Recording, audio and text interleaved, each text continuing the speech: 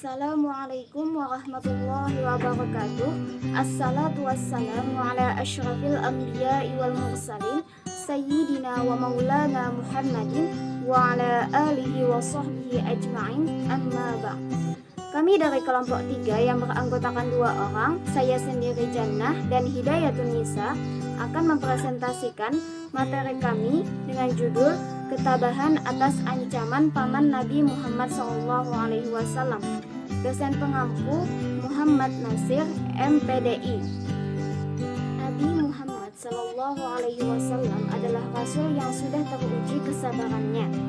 Sejak kecil, beliau dididik untuk selalu bersikap sabar dan tabah dalam menghadapi cobaan.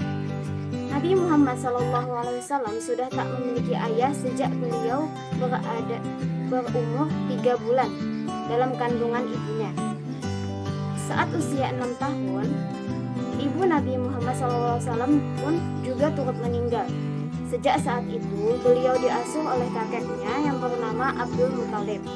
Namun, hanya selama 2 tahun, Nabi Muhammad SAW diasuh oleh kakeknya hingga Abdul Muthalib akhirnya meninggal. Selanjutnya, Nabi Muhammad SAW diasuh oleh pamannya, yaitu Abu Thalib. Sejak kecil, Nabi Muhammad SAW sangat rajin membantu pamannya menggembala kambing. Sejak turun wahyu kedua, Nabi Muhammad SAW secara berturut-turut menerima wahyu berikutnya. Allah Subhanahu wa Ta'ala memerintahkan kepada Nabi Muhammad SAW agar mengajak dan menyuruh kepada umat secara terang-terangan untuk memeluk agama Islam. Dakwah secara terang-terangan ini dimaksudkan oleh Nabi Muhammad SAW adalah agar masyarakat Mekah mengetahui kebenaran yang datang dari Allah Subhanahu wa Ta'ala. Dengan demikian, masyarakat Mekah akan berpikir dan tertarik untuk memeluk agama Islam. Namun sebaliknya, banyak orang kafir Quraisy Mekah tidak senang terhadap dakwah Nabi Muhammad SAW. Mereka menolak dan memusuhi Nabi Muhammad SAW. Salah satunya yaitu paman Nabi sendiri, yaitu Abu Lahab. Suatu hari, Nabi Muhammad SAW menyeru dan mengumpulkan masyarakat kota di Mekah di Bukit Safa. Setelah masyarakat Mekah berkumpul di Bukit Safa, Nabi Muhammad SAW lalu berpidato di hadapan mereka dengan tegas, lantang, dan bijaksana. Namun, mendengar ajakan dan seruan Nabi Muhammad SAW untuk hanya menyembah Allah dan mengakui dirinya sebagai Rasulullah di Bukit Safa, Abu Lahab merasa sangat tidak senang dan langsung marah-marah di hadapan Nabi Muhammad SAW.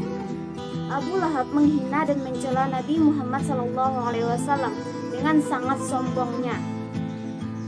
Sambil marah-marah, Abu Lahab berkata kepada Nabi Muhammad SAW, "Hai Muhammad, hanya untuk itukah engkau panggil kami kemari? Celakalah engkau."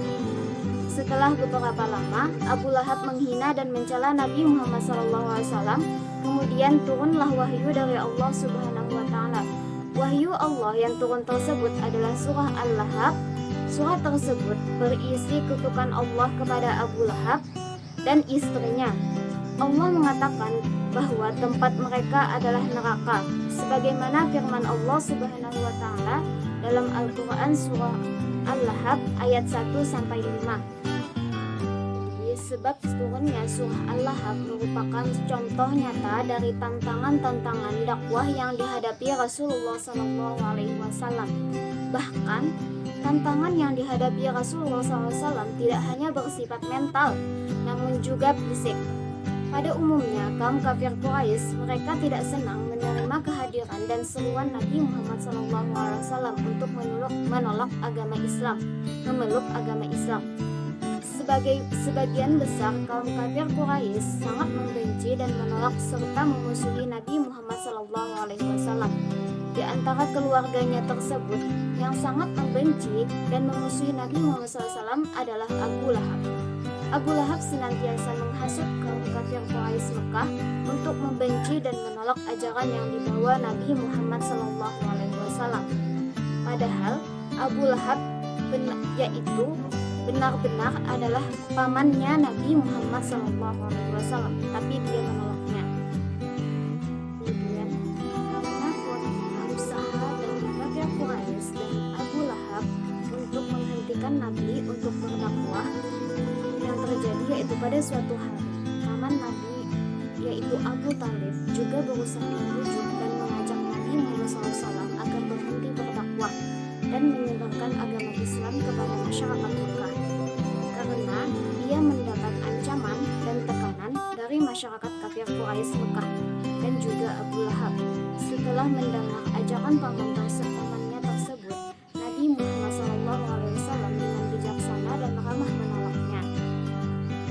Bahkan dengan lembut Nabi Muhammad SAW berkata kepada pamannya, "Wahai pamanku, seandainya matahari diletakkan di atas tangan kananku dan bulan di tangan kiriku, agar aku berhenti berdakwah, pasti aku tidak akan menghentikannya, sehingga Allah Subhanahu wa Ta'ala memberiku kemenangan atau binasa dalam berjuang."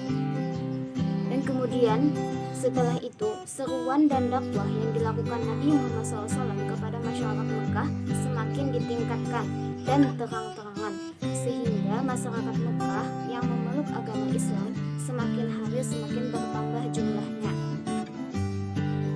Penjelasan dari kami, terima kasih. Wassalamualaikum warahmatullahi wabarakatuh.